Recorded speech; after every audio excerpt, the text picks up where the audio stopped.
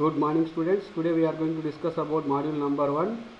Here we are going to discuss the concepts like GTACSR, that means gap type aluminum conductor steel reinforced, and super thermal resistant aluminum alloy, and types of supporting structures. So first of all, here we are going to discuss about gap type thermal resistant aluminum alloy conductor reinforced. It has the following characteristics. It has extra high strength steel core in the center. Due to the presence of this extra high strength steel core in the center, it provides that super thermal resistant alloy, and it is supplied in the conductor part. And to maintain the gap between steel core and inner layer of aluminum, the inner layers of aluminum are constructed in trapezoidal shape, and the thermal resistant grease is filled to the gap, because if there is a gap between steel core and aluminum alloy, then there exists that potential difference between these two strands, like aluminum strand and steel strand. In order to overcome that temperature, difference, and to overcome that temperature difference, here we are using that thermal resistant grease is filled to the gap to avoid the friction between the steel core and aluminum inner layer. Next, if you look about that ampacity, that means the current carrying capacity of gap type aluminum core steel reinforced, it can carry a current of 1.6 times, that is higher current than that of ACSR for same size. And super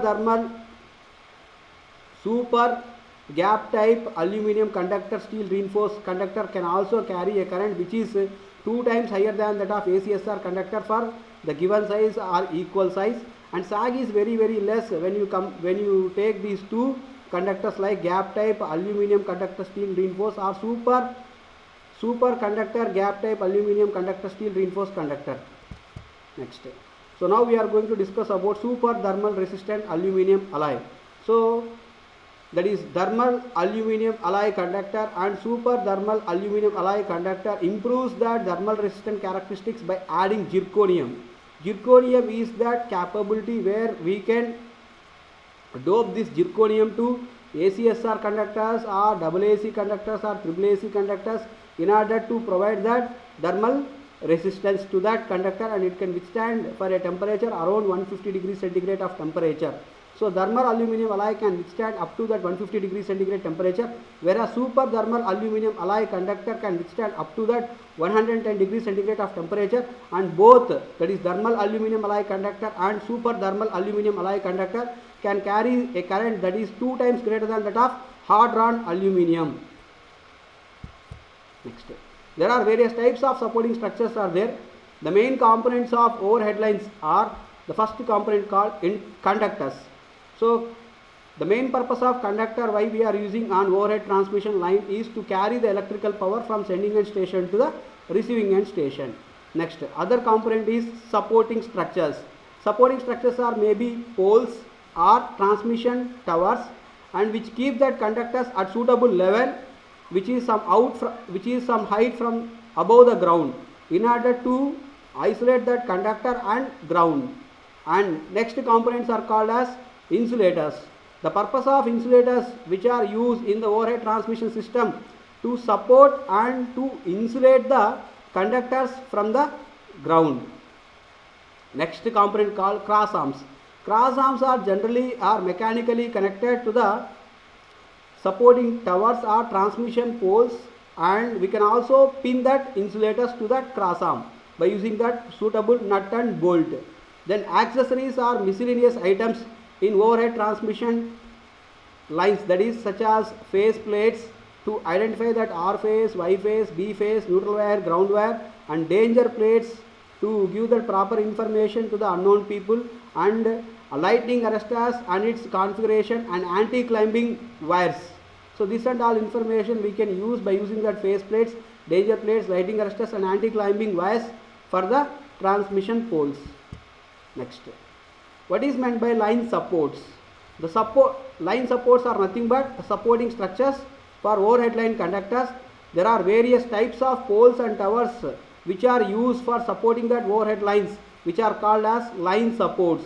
The general properties of line supports are it has high mechanical strength to withstand the weight of the conductor and even from heavy wind or wind gusts and from the wind loads also, and height in weight without the loss of mechanical strength. So the mechanical strength of these supporting poles, that should be very high. It has to withstand the weight of the conductor. Next, cheap in cost. The supporting structures or line supports are to be in cheap in cost and economical to maintain, and whose reliability should be very high. That means it gives that longer life and easy to accessibility of conductors for maintenance. Next, the line supports used for transmission and distribution of electrical power. There are various types including wooden poles, steel poles, RCC poles and lattice steel towers. The choice of supporting structure, either wooden pole, steel pole, RCC pole or lattice pole, depends upon line span, that is that the distance between two successive poles, and cross sectional area of the conductor, line voltage which it can carries, and the cost of the conductor and the conditions of that area. Next, wooden poles. Wooden poles are generally either in A-type fashion or H-type fashion. It cannot be used for voltages higher than 20 kV. If we want to transfer that more than 20 kV volts, it is not possible to choose either wooden poles like A-type or H-type. To be suitable, treated with creosote oil at the portion below the ground level to protect it from being rotten. So in order to provide that good reliability, that wooden poles, that structures, that legs of that wooden poles has to be coated with creosote oil. Then it can increase that lifespan maximum like 20 to 25 years. Even though 20 to 25 years of lifespan is smaller life, and high maintenance is required for wooden poles. Next, supporting structures of steel poles. It provides that good mechanical strength and it gives longer life. Then longer spans are also permitted by using the steel poles. Generally, these steel poles are used for distribution purposes in cities because the span between the two successive poles is very less and need to be painted or galvanized to give longer life. Otherwise, the supporting legs may get damaged due to that rusting. These are of three types. That means steel poles are of mainly three types. One is rail poles, tubular poles and rolled steel joints. Next, RCC poles. What is meant by RCC pole? RCC pole means reinforced cement concrete pole. Reinforced cement concrete poles are called as RCC poles. So these reinforced cement concrete poles gives longer life and it is very popular type supporting structures. It gives good mechanical strength. It permits longer spans than steel poles. It gives that only little maintenance and it gives very good outlook. It has good insulating properties to insulate that live current and that ground, and they can be used for single circuits or double circuits.